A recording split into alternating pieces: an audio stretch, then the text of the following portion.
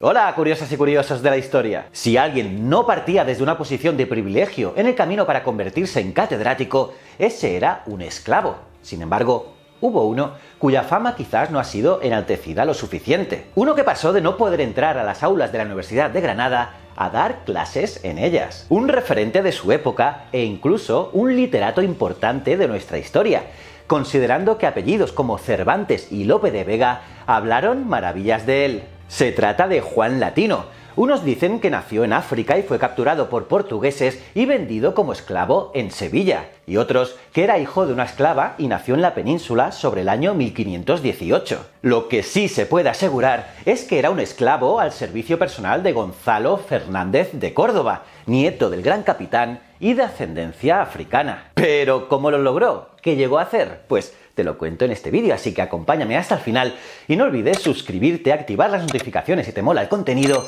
y un buen like, que eso siempre ayuda. Soy JJ Priego, esto es Historias de la Historia y aquí se cuenta la historia de otra forma. ¿Quieres saber más? Acompáñame.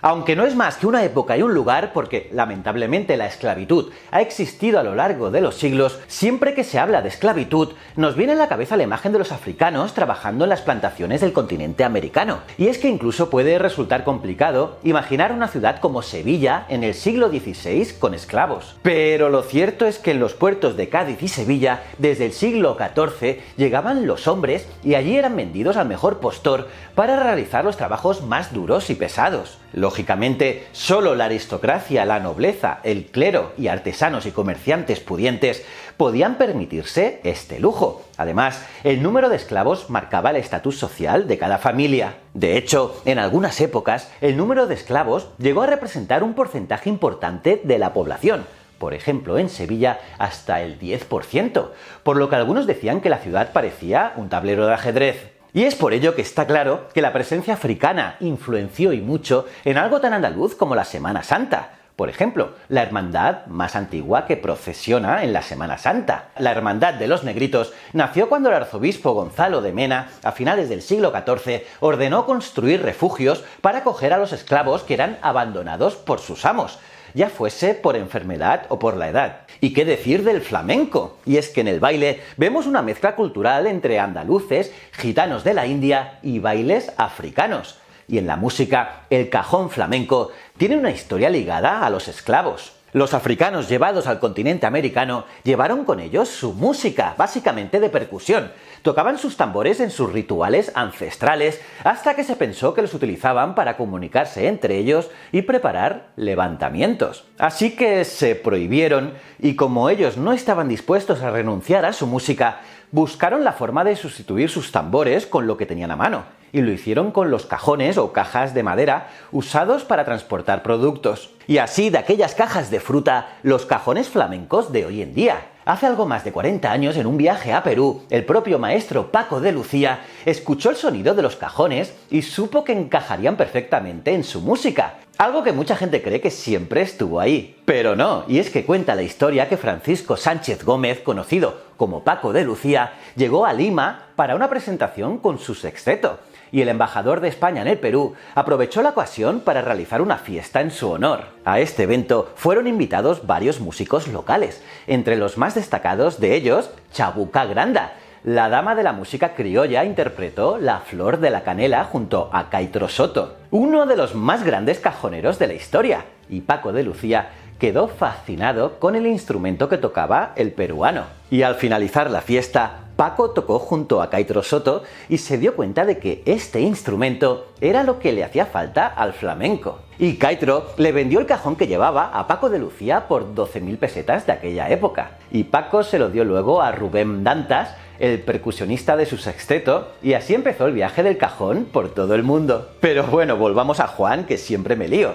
Y es que tras la muerte de los padres de su amo, Gonzalo, los familiares llevaron a él y a sus hermanas a Granada, donde fueron educados por los mejores maestros de la ciudad, pues eran nobles de padre y madre. Y aquí es donde aparece Juan, que era algo mayor que Gonzalo, quien era su sirviente personal y compañero de juegos en la juventud. Y como tal, Juan aprovechaba de las múltiples clases particulares que Gonzalo recibía hasta que llegó a la universidad. Como allí Juan no podía entrar a las aulas, se quedaba afuera con la oreja pegada a la puerta.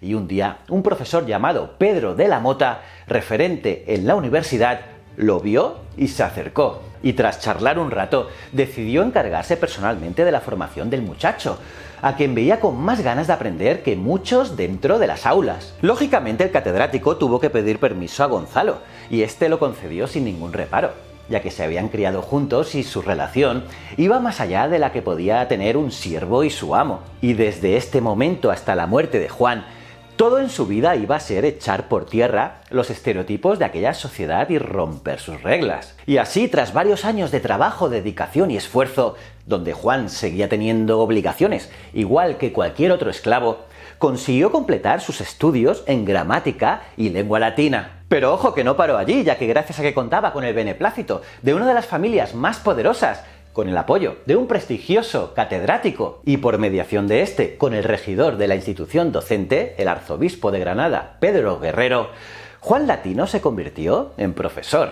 Y años más tarde, cuando su mentor falleció, también fue catedrático de gramática y lengua latina de la Universidad de Granada. Brutal, ¿eh? Eso sí, antes del nombramiento, Gonzalo le concedió la libertad. Juan nunca buscó ser reconocido. Su reconocimiento le llegó por su trabajo, ya que publicó varias obras, todas en latín, en las que demostró ser un maestro en el noble arte de juntar palabras y un erudito latinista, y por ello Cervantes lo alabó. Austriadis Carmen, un poema épico al estilo de la Eneida de Virgilio, en el que rememora y canta la victoria de don Juan de Austria sobre los otomanos en la batalla de Lepanto, fue quizás su obra más reconocida. Pero todavía hay un detalle más que os va a descolocar, y es que el rey Felipe II había ordenado trasladar los cuerpos de sus antepasados, enterrados en Granada, al Escorial. Y lógicamente, para la ciudad era una gran pérdida, e intentaron que por lo menos los cuerpos de los reyes católicos quedasen allí en la Capilla Real. Pues bien, ¿a que no sabes a quién le encargaron ese cometido? Pues sí, a Juan. Sí, tanto las autoridades locales como la autoridad eclesiástica granadina decidieron que fuese él. Así que ya os podéis hacer la idea del estatus que había adquirido.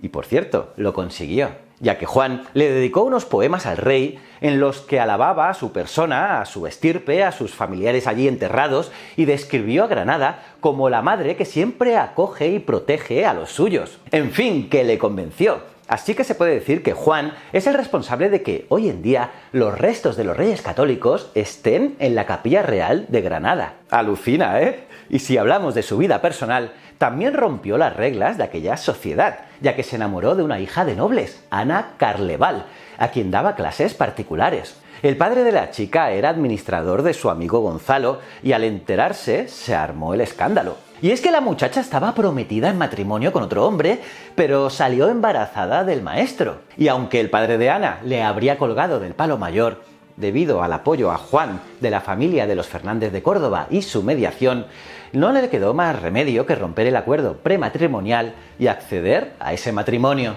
Un matrimonio que fue muy feliz.